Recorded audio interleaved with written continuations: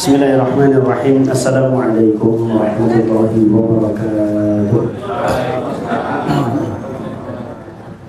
Innal hamdalillah nahmaduhu wa nasta'inuhu wa nastaghfiruh wa na'udzu billahi min shururi anfusina wa sayyiati a'malina.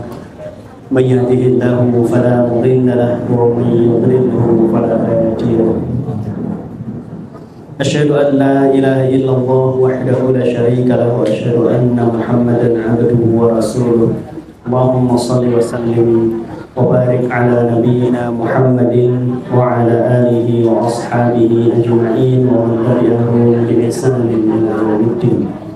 Wa qala Allah ta'ala ya ayyuhalladzina amanu taqullaha haqqa tuqatih wa la tamutunna illa wa antum muslimun. Rabbi shrah li sadri wa yassir li amri wahlul 'uqdatam min lisani yafqahu qawli. Allahumma la sahla illa ma ja'altahu sahla wa anta taj'alul hazna idza syi'ta sahla. Rabbana zidna ilman warzuqna fahman amma ba'd.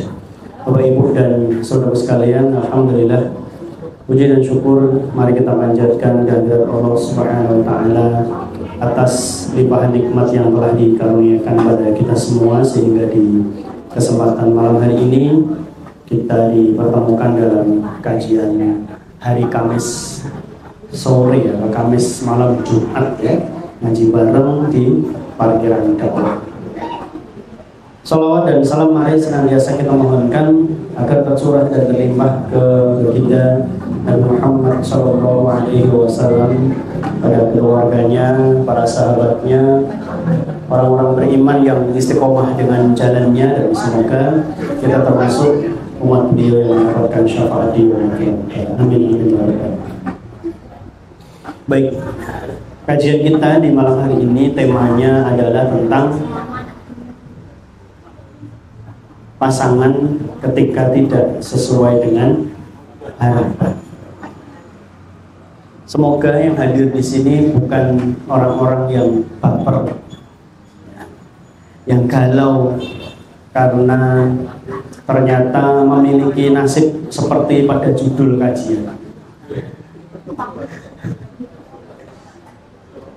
Kita semua sebetulnya butuh ilmu, baik itu tema kajiannya itu gue banget, ataupun tema kajiannya ya sebetulnya enggak seperti apa yang saya alami sih, tapi saya tetap harus belajar karena bisa jadi suatu saat kita tidak mengalami hal yang semacam itu, tetapi wallahu a'lam bishawab, kita tidak berharap ya suatu saat kita akan bertemu dengan permasalahan yang dibahas di dalam sebuah kajian. Kalau kita bertanya dengan satu tema di kajian kita di malam hari ini, ketika pasangan tidak sesuai harapan, mungkin pertanyaan sebaliknya juga perlu kita tanyakan. Apakah saya sudah sesuai dengan harapan dia? Betul kan?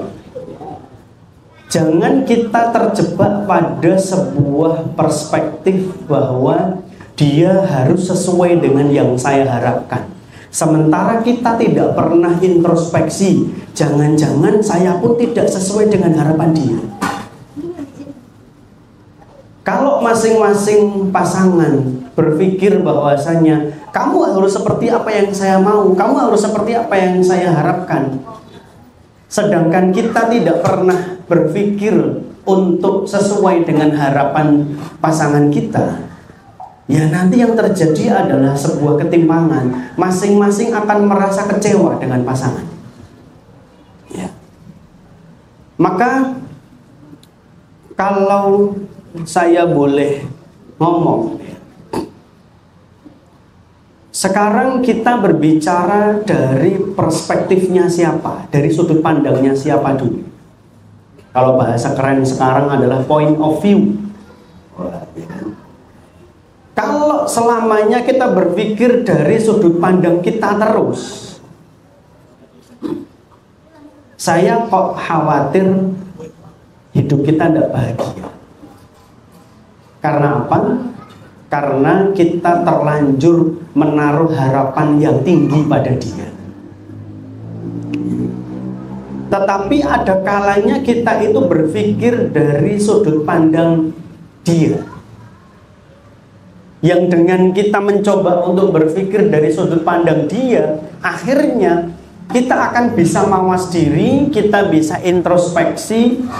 Jangan-jangan saya juga salah, jangan-jangan saya juga keliru, jangan-jangan saya juga mengecewakan pasangan. Saya ulang ya, jangan-jangan saya juga mengecewakan pasangan saya. Maka Bapak Ibu serta saudaraku sekalian, memang di sini dibutuhkan beberapa poin ya. Satu, introspeksi atau mawas diri. Yang kedua, kita harus mencoba memahami pasangan kita. Jangan hanya menuntut dia yang memahami saya. Kalau kita senantiasa menuntut, kamu harus memahami saya, kamu harus mengerti saya dong. Tetapi ternyata kita tidak pernah mengerti dia, kita nggak pernah memahami dia, ia akan kecewa terus. Gitu ya. Yang ketiga, butuh, kalau bahasa keren sekarang yang sering saya bawakan, validasi rasa. Kita butuh validasi itu apa sih? Hah? Valid, lah iya apa? Validasi itu apa ya? Kita butuh pendapat dari orang lain, persetujuan dari orang lain. Karena kalau kita kacamata kuda, berpikir dari sudut pandang kita sendiri, ya nggak akan selesai. Semua masalah benar menurut kita. Sementara bisa jadi menurut orang lain itu keliru. Maka kita butuh minta pendapat. Kalau saya berbuat seperti ini, begini, benar enggak saya? Ya. Kalau saya berbuat begini, yang saya lakukan ini sudah benar atau salah? Nah, kita bertanya kepada orang yang berilmu. Jadi memang ada kalanya kita itu memang butuh konsultasi, kita butuh konseling, kita butuh pendapat dari orang lain. Ya meskipun kadangkala juga ada beberapa orang yang ketika bercerita itu dia ceritanya tidak adil. Dalam arti dia ya tadi ya hanya menceritakan dari sudut pandang dirinya sendiri. Sehingga apa yang dia ceritakan itu dalam rangka untuk pembenaran terhadap apa yang dia lakukan. Nah ini juga keliru.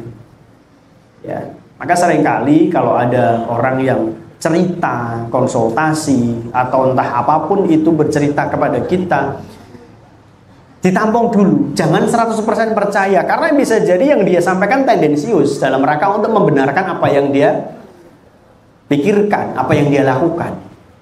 Ya. Jadi Bapak Ibu serta saudaraku sekalian, itu adalah beberapa hal sebagai sebuah prolog kita ya. Jangan kita hanya berpikir dari sudut pandang diri kita sendiri. Karena kalau kita berpikir dari sudut pandang diri kita sendiri, ya mesti menurut saya benar, kan begitu. Ada kalanya kita harus berpikir dari sudut pandang pasangan kita, ada kalanya kita minta pendapat orang lain untuk validasi tadi. Benar nggak yang saya lakukan? Kemudian melangkah yang kedua, setelah tadi kita melihat dari sudut pandang bukan hanya semata-mata dari sudut pandang diri kita, bahwa Allah Subhanahu wa Ta'ala menjadikan kita orang beriman itu sebagai orang yang akan senantiasa diuji. Atau ya mungkin dulu saya pernah menyampaikan materi ini atau belum di parkiran dakwah. Di Al-Ankabut ayat yang kedua dan yang ketiga Allah Subhanahu wa Ta'ala berfirman, ahasiban nasu ayyusraku ayyaqulu amanna wa hum la yuftanun. Apakah manusia mengira kalau mereka sudah mengatakan amanna, kami telah beriman, kemudian mereka tidak diuji? Nanti bisa dibuka tafsirnya ya. Al-Ankabut ayat 2 dan ketiga. Maknanya kalau seseorang itu mengaku dirinya beriman, ya pasti nanti diuji oleh Allah. Karena Allah di sini bertanya, apakah manusia mengira kalau dirinya sudah mengatakan kami telah beriman kemudian mereka tidak diuji? Ya. Maknanya orang-orang yang mengaku dirinya beriman akan diuji oleh Allah. Itu sebuah keniscayaan. Dan mungkin memang tahapan kita, mungkin memang kesempatan saat ini misalnya, saya sedang diuji dengan pasangan saya. Mungkin tahapannya memang seperti itu. Mungkin tahapannya sedang seperti itu. Walaqad fatanna alladzina min qablihim, dan sungguh kami telah menguji orang-orang sebelum mereka. Jadi orang-orang sebelum kita, sebelum umatnya Nabi Muhammad SAW, itu juga diuji oleh Allah dengan apapun itu. Ya, entah dengan kemiskinan, kemelaratan, diuji dengan ketenaran, dengan kekayaan, ya, dan seterusnya. Atau mungkin diuji dengan pasangannya, diuji dengan orang tuanya, diuji dengan anaknya, dan seterusnya. Orang-orang yang beriman sebelum kita pun juga diuji. Fala ya'lamanna Allahu alladzina shadaqu wa la ya'lamanna al-kadzibin. Karena dengan ujian itulah nanti akan terlihat di hadapan Allah siapakah orang-orang yang shadaqu, orang-orang yang benar imannya, dan siapakah orang-orang yang dusta imannya. Berarti kan ketika kita menghadapi sebuah masalah, misalnya dalam konteks kita di konteks judul kajian kali ini, kita sedang diuji oleh pasangan yang ternyata kok koyok ngene jebule. Setelah menikah sekian tahun, kok ternyata baru ketahuan dia memiliki sifat karakter begini. Jangan salah. Coba dibuka di dalam Quran surat An-Nisa ayat 19. An-Nisa ayat 19 itu di awal ayat menjelaskan tentang mewarisi perempuan yang meninggal oleh suaminya. Tetapi di pertengahan ayat kemudian saya ingin membahas yang pertengahannya aja, karena memang ini kaitannya dengan materi kita ya. Fa in karihtumuhunna fa'asa an takrahu syai'an wa yaj'alallahu fihi khairan katsiran. Dan jika kamu tidak menyukai mereka, maka bersabarlah, karena boleh jadi kamu tidak menyukai sesuatu padahal Allah menjadikan kebaikan yang banyak padanya. Bapak-bapak, apakah yakin bahwasanya istri panjenengan itu 100% semuanya jenengan sukai? Ada, berarti ada yang tidak jenengan sukai dari istri jenengan? Ada kan? Ibu-ibu, apakah jenengan dari setiap perkataan, perbuatan, tingkah laku suami jenengan sukai semua? Mesti kan tetap ada sesuatu yang tidak jenengan sukai. Ya memang begitu. Karena gak ada yang sempurna, gak ada pasangan yang sempurna.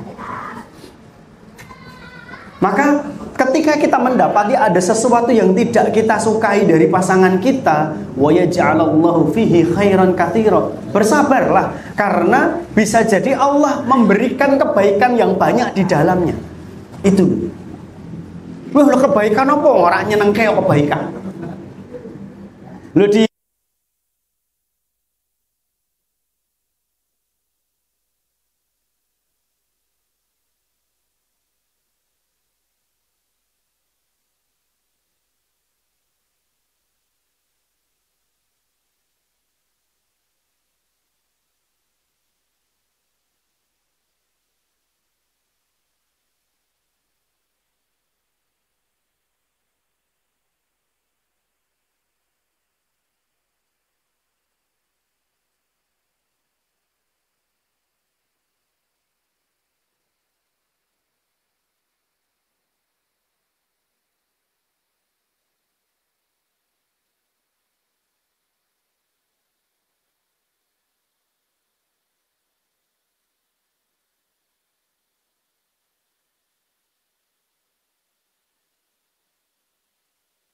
kondisi udah normal seperti dulu pas masih muda, atau sekarang udah mulai mengurangi? Masih berani makan jeroan? Masih yang barbar kayak dulu ketika masih muda? Saya ngomong ya, wah ini baterainya habis tadi. Nek sing nom-nom ya wani. Jadi itu kita suka, tetapi tidak baik buat kita. Ini contoh. Itu padahal sesuatu yang kaitannya dengan dunia kan. Makanan itu kan kaitannya dengan apa yang kita makan. Mau sebetulnya kita mau makan sesuatu yang tidak harus mahal-mahal pun ya sama di perut yang menjadikan kenyang juga. Gitu kan. Jadi ada hal-hal yang kita suka, tapi ternyata tidak baik buat kita. Dan sebaliknya, ada makanan-makanan yang tidak kita sukai, tapi sebetulnya itu baik buat kita. Apa contohnya? Godong kates yang pahit. Ini sayur-sayuran yang ya kalau usia-usia kita yang udah usia-usia 40 tahun mungkin masih seneng ya. Tapi anak-anak zaman sekarang dulu, anak-anak milenial, anak-anak Gen Z terutama, itu kan nggak begitu suka dengan sayuran. Loh, padahal itu baik buat kamu. Meskipun kita nggak suka. Sekali lagi, ini adalah hal yang terkait dengan masalah duniawi. Itu saja ada yang kita suka tapi tidak baik buat kita. Itu saja ada yang kita benci padahal itu baik buat kita. Apalagi terkait dengan hal-hal yang itu ada kaitannya dengan akhirat. Misalnya nih, saum, puasa, kan lemes, nggak boleh makan siang, apalagi yang pekerjaannya di lapangan, di jalan, siang hari, Semarang panasnya kayak gitu, nggak boleh makan, nggak boleh minum, harus ngadem, harus sehari mungkin siang hari duhur harus mandi, asar harus mandi lagi, karena apa? Kegerahan, kepanasan. Tetapi itu baik buat kamu meskipun kamu tidak menyukai. Jadi Bapak Ibu serta saudara sekalian, sudut pandang ini juga harus kita bangun bahwasanya ada hal-hal yang tidak kita suka dari pasangan kita, tapi sebetulnya itu baik buat kita. Kenapa? Dengan kita memiliki seorang pasangan yang mungkin banyak menguji kesabaran kita, terus kan akhirnya bagi kita orang-orang yang senang dengan kajian ya, kan akhirnya terus malam hari mau bangun, ambil air wudhu, sholat tahajud, bermunajat kepada Allah, curhat kepada Allah, kan begitu. Curhatnya kepada Allah, jangan curhatnya lewat media sosial. Lah kan begitu. Curhat di media sosial. Perempuan yang solihah adalah yang ketika dipandang suaminya menyenangkan, ketika diperintah oleh suaminya mentaati. Nah, yang baca temannya, ya masalah apa kalau bojomu kan gitu kan. Kadang-kadang kan seseorang itu iya, orang ada masalah, ukur nulis hadis, oh ya wes tak kira ada masalah kalau bojomu. Kan kadang-kadang kan orang langsung apa sih? Pikirannya langsung ke arah sana. Gitu. Ya, cuma memang sering kita mendapati yang semacam itu. Jadi apa ya? Suami dan istri ini serang-serangan dalam hal status WhatsApp. Sehingga orang yang kenal dua-duanya, punya nomor dua-duanya, iki sambat tentang sing lanang, ya, istrinya sambat tentang suaminya sambat tentang istrinya, sama-sama di story WhatsApp. Ki wong iki kayak ono masalah serius. Dan itu ya perang status kayak gitu. Apakah itu menyelesaikan masalah? Tidak. Malah akhirnya mengumbar aib kita di hadapan banyak orang. Nah, tadi ya, dengan kita memiliki pasangan yang tidak sesuai harapan, harusnya bagi kita orang-orang ngaji itu kan kita kembali kepada Allah. Allah itu tempat solusi. Tahajud, berdoa, bermunajat kepada Allah. Coba saya tanya, apakah yang membolak-balikkan hati pasangan kita itu dirinya sendiri atau Allah? Mungkin kita sering berdoa, ya muqallibal qulub tsabbit qalbi 'ala dinik wa 'ala ta'atik. Wahai zat yang membolak-balikkan hati. Jadi kalau kita minta kepada Allah supaya hatinya diperbaiki, itu enggak salah, itu benar, sesuai syar'i. Wong Allah yang membolak-balikkan hati dia. Termasuk terhadap anak kita yang mungkin susah diatur, ini itu dan seterusnya. Berdoa kepada Allah karena yang menggenggam hati dia adalah Allah. Jadi komunikasi kita dengan Allah itu kalau di sepertiga malam terakhir jadi lebih mesra. jadi lebih mengasihkan, dan itu menjadi sebuah waktu yang amat sangat dinanti-nanti ketika kita sedang punya masalah. Maka ada banyak kebaikan sebetulnya ketika kita memiliki sesuatu yang itu tidak sesuai dengan yang kita harapkan. Entah itu pasangan, anak, orang tua, mertua, dan seterusnya lah, apakah itu. Ada kebaikan yang banyak di dalamnya, cuman kadang-kadang kita kurang bisa mengambil hikmah atau pelajaran di dalamnya. Kemudian, Bapak Ibu serta saudara sekalian, dan sebaliknya, kadang-kala ketika kita mendapatkan kesenangan yang berlebih, segala hal sesuai dengan apa yang kita harapkan, kita jadi makin jauh sama Allah. Benar nggak? Seringkali kadang-kala seperti itu. Ketika penghasilannya bagus, penjualannya trennya sedang sedang naik, labanya sedang banyak-banyaknya, itu kadang-kala terkait dengan sholat tahajud itu udah mulai rasa-rasa. Tapi ketika penjualan sedang anjlok, sedang turun, atau anggota keluarga ada yang sakit, kemudian ya segala macam ujian yang sedang Allah berikan kepada kita, itu kemudian menjadikan diri kita semakin rajin sholat tahajud, bermunajat kepada Allah, melaksanakan ibadah-ibadah sunnah. Supaya apa? Supaya saya semakin dekat kepada Allah, dan dengan ibadah ini tuh jadi pelipur lara saya.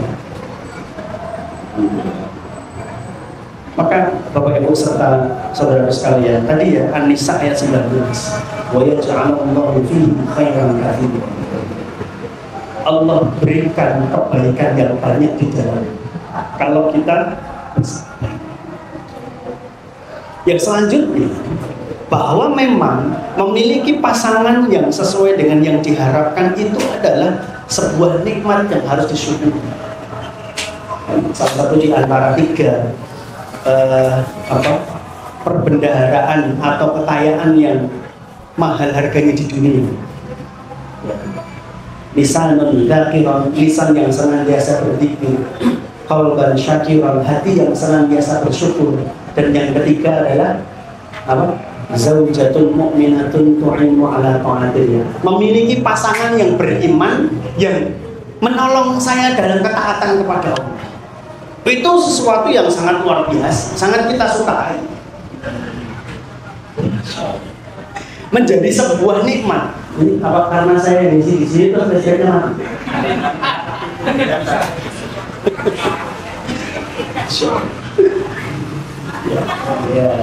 Ya kesempatan buat yang ngantuk biar nggak ketahuan kalau ngantuk.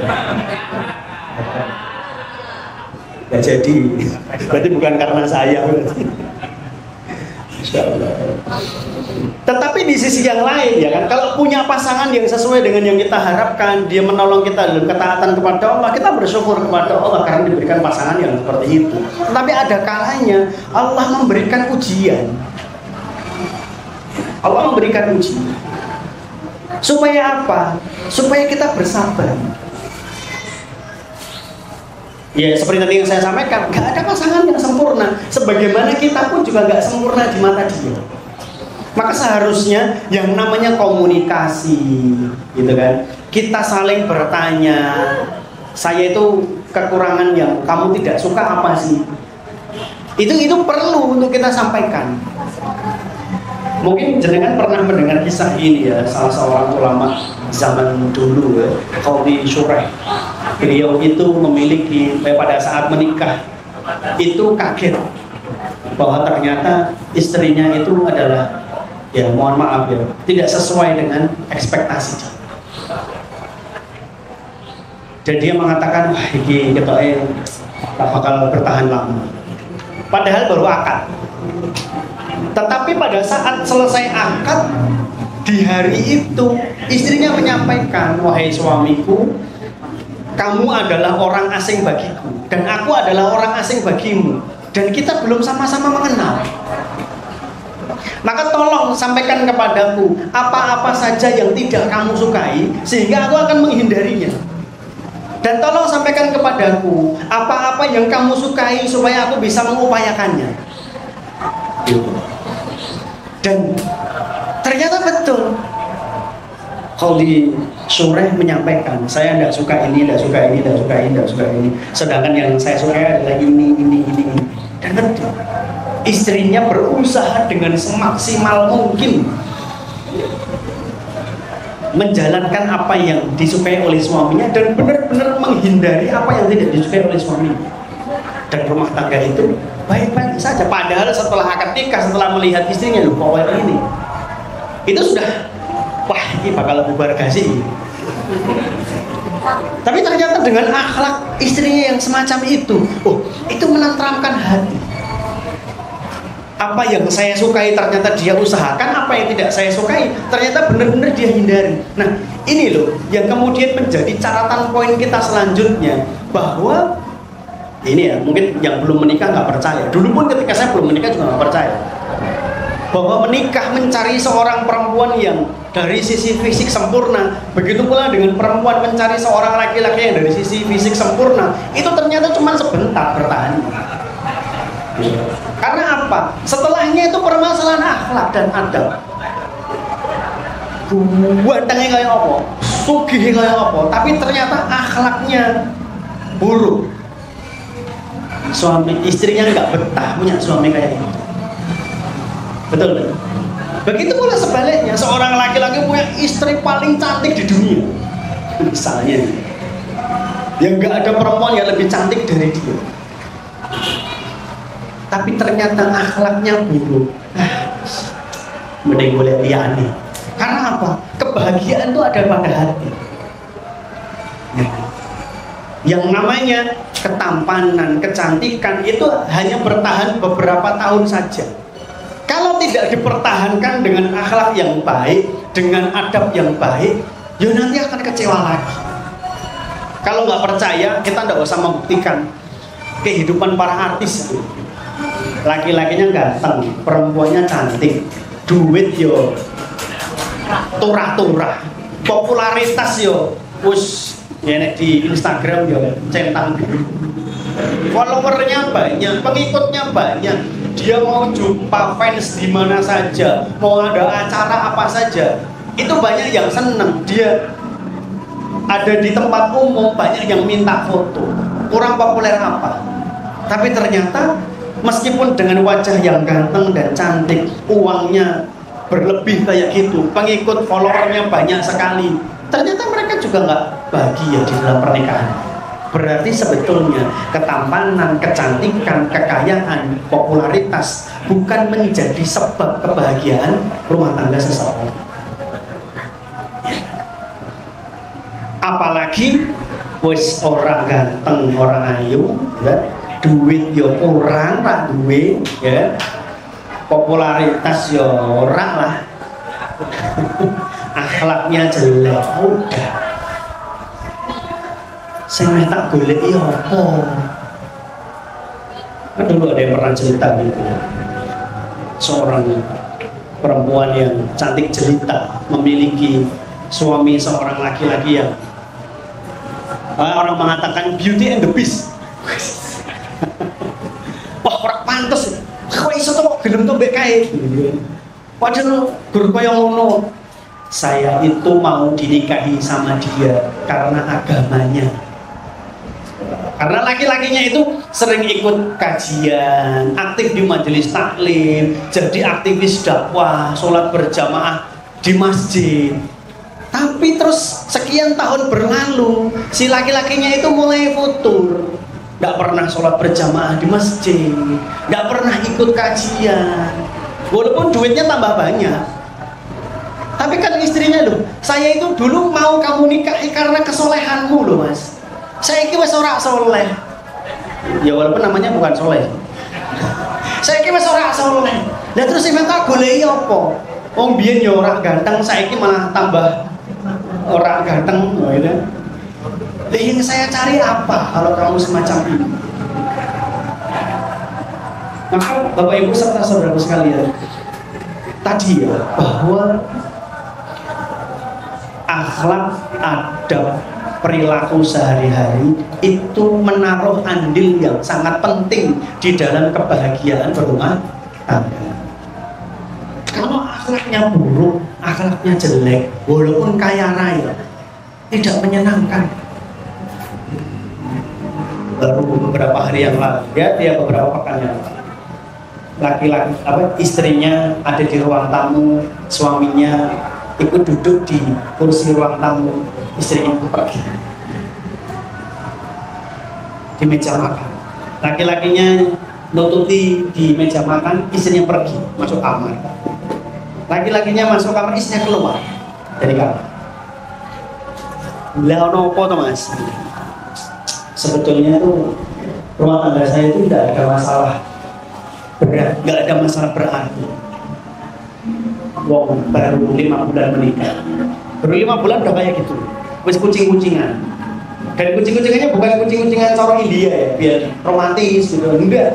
Memang bener-bener nggak tahu nih perempuannya kok kayak kaku hati terus gitu. Ditanya apa tuh dia nggak mau jawab. Ya coba diinget-inget, ada masalah apa sebetulnya? Laki-lakinya cerita, kayaknya tuh udah pernah ada masalah serius. Cuman satu aja mungkin yang serius. Kan memang LDR. Laki-lakinya di Jawa Tengah, perempuannya di luar Jawa Tengah, di luar provinsi. Pada saat akhir pekan, laki-lakinya pulang sampai di kota itu Sabtu siang. Capek kan? Malam harinya istrinya ngajak jalan-jalan ke pasar malam. Suaminya bilang, aku gak perjalanan jauh ini kesel, sesok ya. Setelah itu ngambek, gak mau ngomong sama suaminya, sampai kemudian menggugat cerai suaminya, dan 2 minggu yang lalu sudah diputuskan mereka resmi bercerai. Guru-guru berpasar malam.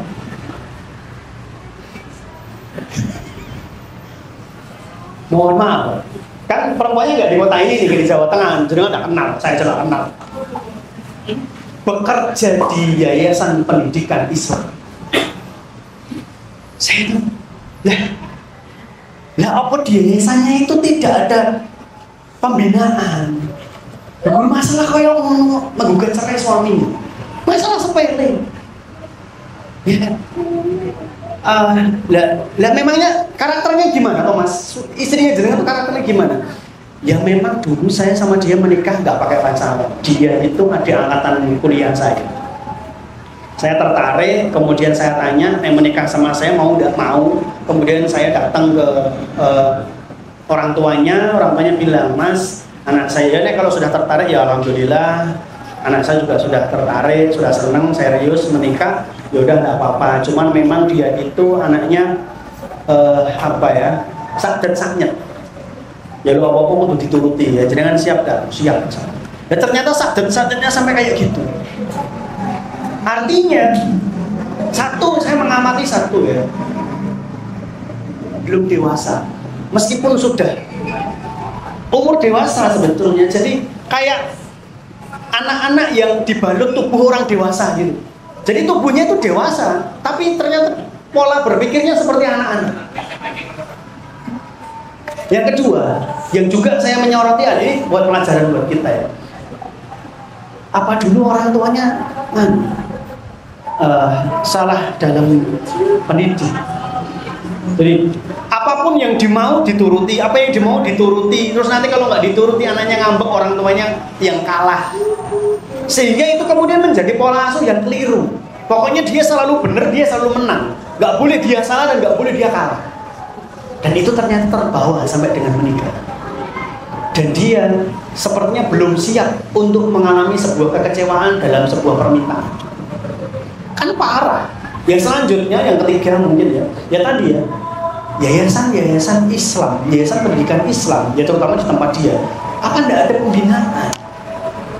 Oh itu sekolah yang yayasan yang menaungi sekolah-sekolah Islam. Lah nek karyawannya, gurunya, ustadz-ustadzahnya itu ternyata cara berpikirnya masih kekanak-kanakan, dan kemudian ditambah dengan wawasan pembinaan agamanya tidak didalami di situ, ya nanti akan kacau. Maka Bapak Ibu serta saudara sekalian, ini jadi pelajaran bahwa ya ini penting, kalimat ini mungkin penting. Bukan terus menakut-nakuti yang belum menikah. menikah harus siap dengan sesuatu yang tidak sesuai dengan yang diharapkan. Dan itu sebetulnya sebuah kalimat yang bukan hanya berlaku terkait dengan masalah pernikahan saja. Pertemanan, persahabatan, pertetanggaan, persaudaraan, itu juga seperti itu. Kapan sih kita nggak pernah kecewa sama seseorang? Bapak-bapak pernah kecewa nggak? Ibu-ibu pernah kecewa? Ada juga. Ya entah mungkin kekecewaan itu dibuat oleh pasangan kita atau oleh teman kita, sahabat kita. Awake dhewe iki wis sahabatan 20 tahun lho, kok koyo ngene. Ya begitu. Di Al-Kahfi ayat berapa sih? 26 atau 28. Wasbir nafsaka ma'al ladzina yad'una rabbahum bil ghadati wal 'ashyi yuriduna wajhallah. Dan bersabarlah terhadap orang-orang yang senantiasa menyeru kepada Allah di waktu pagi dan petang hari dalam rangka untuk mengharapkan wajah atau ridho Allah Subhanahu wa taala. Nih, kalimat ini penting, ayat ini penting, Al-Kahfi yang sering kita baca di malam Jumat atau hari Jumat ya. Bersabarlah kalian. Allah Subhanahu wa taala memerintahkan kita bersabar bukan hanya kepada orang-orang zalim, bukan hanya kepada orang-orang yang kufur, bukan hanya kepada orang-orang yang berbuat jahat kepada kita, tapi bersabar terhadap orang sesama mukmin. Karena apa? Tidak selalunya orang mukmin itu melakukan sesuatu yang lurus-lurus terus. Kadang-kala mereka juga hilaf, salah, lupa, bengkok. Sebagaimana kita juga seperti itu. Jadi kalau dalam pertemanan, persahabatan kita bisa mentolerir kesalahan yang dilakukan oleh teman dan sahabat kita. Nah, kenapa dengan pasangan kita nggak bisa seperti itu? Apalagi ketika ternyata kekeliruan yang dia lakukan bukan kekeliruan yang prinsip. Contoh nih, bikin minuman keliru, nggak dikasih gula tapi dikasih garam. Marah-marah nggak Pak? Padahal itu tidak prinsip, kecuali disengaja. Weh, tak kerja nih, mana itu kan bersengaja. Ini itu nggak prinsip. Apa yang prinsip? Ya prinsip itu misalnya dia tertarik dengan, ya tertarik dalam arti, mohon maaf ya, ada percobaan untuk selingkuh. Dia melakukan perbuatan nusyuz, melakukan perbuatan keji, ya semacam itulah. Nah itu prinsip. Seorang perempuan, seorang istri nggak mau menutup auratnya ketika keluar rumah, nggak mau pakai jilbab, itu prinsip. Seorang laki-laki tidak mau sholat, itu prinsip. Nah kalau sudah melakukan pelanggaran-pelanggaran prinsip, lah itu kita baru serius betul. Tapi kalau pelanggaran-pelanggaran yang sepele, harus banyak-banyak sabar dan banyak-banyak memberi maaf. Bahwa pernah dikasih hidangan sama istri, ternyata di dalam hidangannya itu, maaf, ada kotoran tikus. Wah itu kan parah banget loh. Ada yang pernah cerita ke saya. Jadi masakan ayam ayam semur atau ayam kecap gitu. Ketika dimakan, ada kotoran tikus di dalam.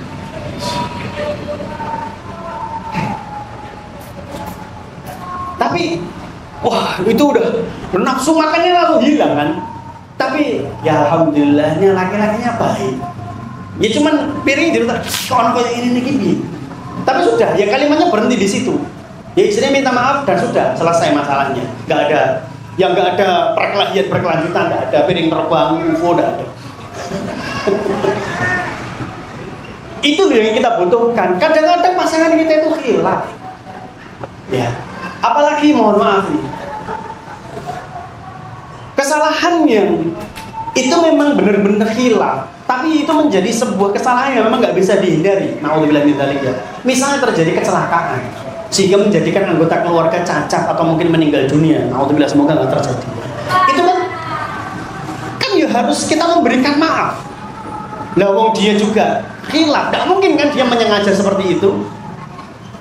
Lah ini loh, jadi kadang-kadang kita itu harus banyak memperkaya diri dengan permasalahan-permasalahan yang ada di luar sana, yang memang itu butuh pikiran yang tenang, butuh otak yang dingin dalam menyelesaikan masalah. Karena kalau enggak, harus dadar-dadar kayak gitu. Seperti yang ya setelah kajian malam Sabtu di tempat biasa saya ngisi kajian, ya saya cuma mengamati, kok ora tahu wong iki sapa ya, wong anyar atau melu kajian kok tiba-tiba ikut ngaji. Oh ternyata teman salah seorang jamaah. Ternyata konsultasi. Hanya setelah selesai kajian minta arahan, Ustaz gimana ya, saya itu sudah pernah mengucapkan talak kepada istri saya dan itu lebih dari 3 kali, bahkan parah nih kayak gitu. Aku salah jawab deh. Nah, panjenengan nggak tahu kalau itu konsekuensinya berat. Kalau sudah 3 kali bahkan lebih, itu kan sudah tidak boleh kembali lagi.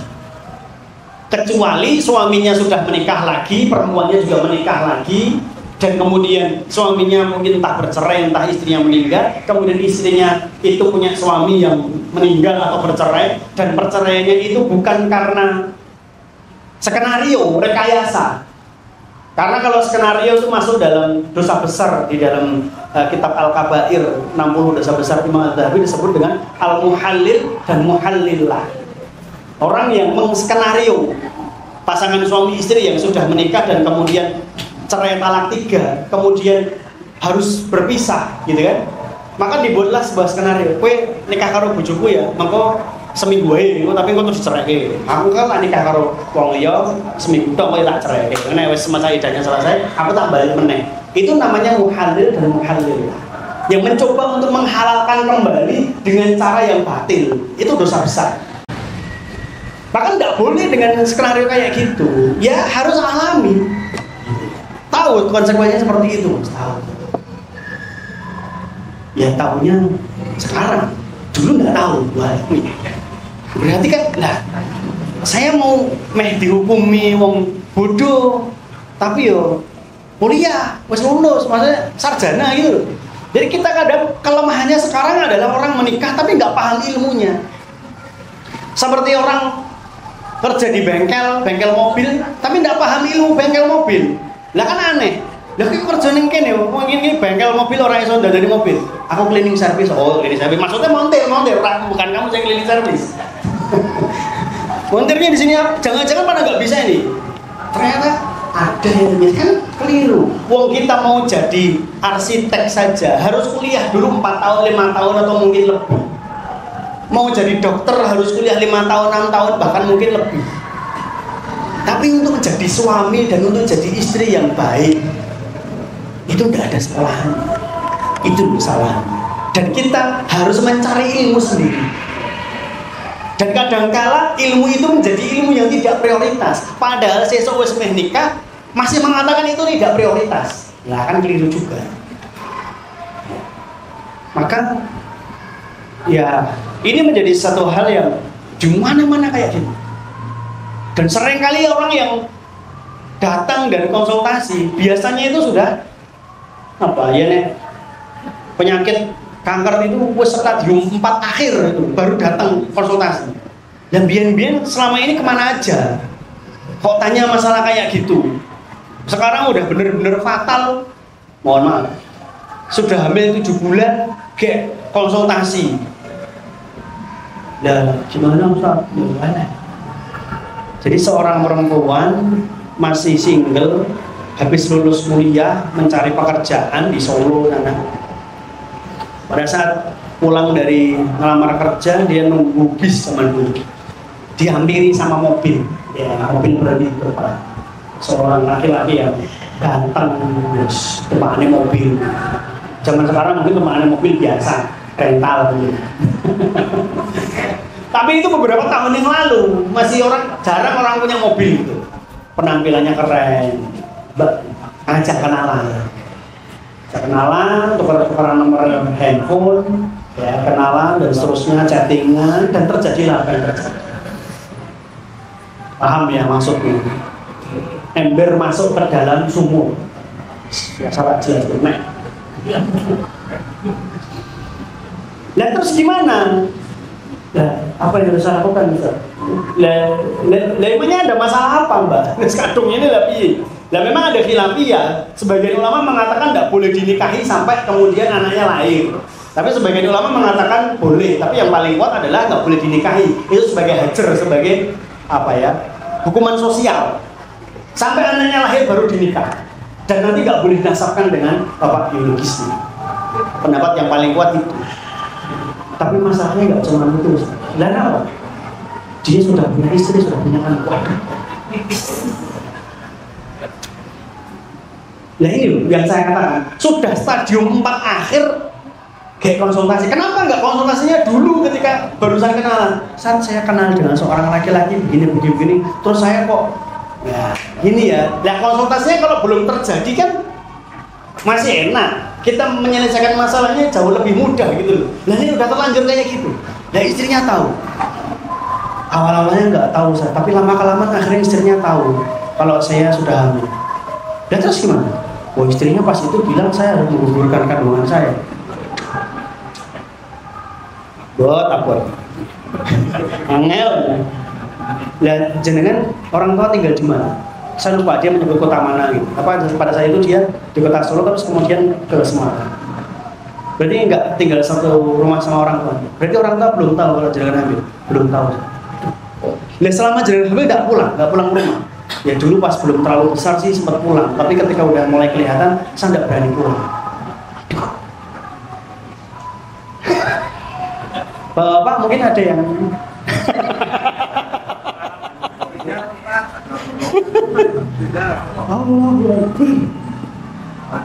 sekarang anaknya sudah lahir, mungkin dulu dia konsultasi gitu tahun 2019 kalau nggak salah. Berarti anaknya sekarang sudah 4 tahun kurang semai sekolah.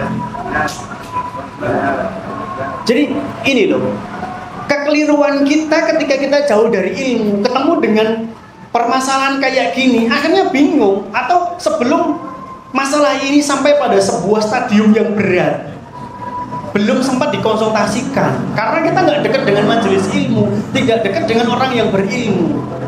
Kalau kita dekat dengan orang yang berilmu, kita dekat dengan majelis ilmu, insya Allah lah, ya semoga Allah berikan petunjuk kebaikan untuk kita semua. Kita bisa konsultasi sebelum, bahasa Jawanya kasek, sebelum terlanjur. Mohon maaf nih, kalau kayak dosa minum khamr, berjudi, itu oke lah. Bertaubat, wes yang penting mari, rasa dibaleni meneh. Kan dampak buruk setelahnya ya mungkin ada, tapi nggak seserius ketika perzinahan. Dan wes anak-anaknya terus piye? Ini loh beratnya. Maka kalau kita jauh dari ilmu, kita akan susah, termasuk ketika pasangan kita nggak sesuai dengan yang kita harapkan. Kalau kita jauh dari ilmu, isinya sabetino tukaran terus. Makanya beberapa orang itu mencoba untuk melengkapi perabot rumah tangganya tidak dengan berbahan kaca,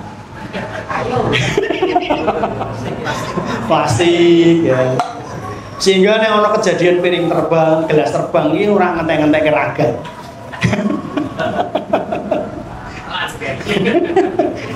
Wah, aku jadi ngerti caranya, berarti ngono ya. Dah. Intinya bukan pada pembelian itu, tetapi kita harus memasukkan ilmu ke dalam diri kita supaya kita nggak melakukan kesalahan. Dan kalau kesalahannya sudah fatal, sudah kasep, sudah terlanjur, sudah kronis, susah untuk kembali lagi ke sana. Untuk kembali ke situasi normal kembali itu susah banget. Maka Bapak Ibu serta saudaraku sekalian, beruntunglah kita yang dekat dengan majelis ilmu, beruntunglah kita dengan yang dekat dengan orang yang berilmu, sehingga kita tahu kalau punya masalah itu harus pergi kemana. Bukan pergi ke Mbah Dukun juga, karena beberapa orang seperti itu sudah ke dukun sana, enggak beres, akhirnya datang ke kita lagi. Dulu awal-awal nggak pernah datang ke Ustadz, datangnya ke Mbah Dukun. Suami saya kayaknya kena pelet sama perempuan di tempat kerjanya misalnya, kemudian minta jampi tertentu, minta apa ya itulah supaya dia sembuh. Ya itu bukan solusi, tak khawatir malah justru nanti memperkeruh suasana. Maka Bapak Ibu serta saudara sekalian, ini jadi pelajaran buat kita biar kita bisa menghadapi masalah dengan baik. Jangan menyelesaikan masalah dengan munculnya masalah baru. menyelesaikan masalah tanpa masalah. Allah alam bisawab. Baik, ada yang mau ditanyakan? Sudah mendekati waktu Isya. Kayaknya memang sudah masuk waktu Isya. Gak ada ya? Alhamdulillah gak ada yang bertanya. Semoga jadi kebaikan buat kita semua, keluarga yang sudah kita bina dijaga dengan sebaik-baiknya. Kekeliruan-kekeliruan yang kecil tolong bisa ditolerir, ya. Kesalahan-kesalahan yang kecil tolong bisa ditolerir, karena tidak mungkin seseorang tidak pernah melakukan kesalahan. Pasti seseorang pernah melakukan kesalahan, sebagaimana kita pun juga mungkin pernah melakukan kesalahan terhadap pasangan kita. Tapi kalau kaitannya dengan sesuatu yang sudah prinsip, ya, melakukan dosa besar, itu sudah prinsip, itu baru harus ada penanganan yang selanjutnya. Itu pun juga harus bertahap, nggak langsung kamu melakukan dosa besar, aku mau mengajukan kuluk, ngomong wes ngomong. Ya, semoga apa yang saya sampaikan ini bermanfaat untuk saya dan panjenengan semua, dan semoga Allah Subhanahu wa taala memberikan keberkahan untuk berkahnya. Amin amin ya rabbal alamin. Kita akhiri dengan doa kafaratul majelis. Bismillahirrahmanirrahim. Subhanakallahumma wa bihamdika asyhadu an la ilaha illa anta astaghfiruka wa atubu ilaik. Wabillahi taufiq wal hidayah. Assalamualaikum warahmatullahi wabarakatuh.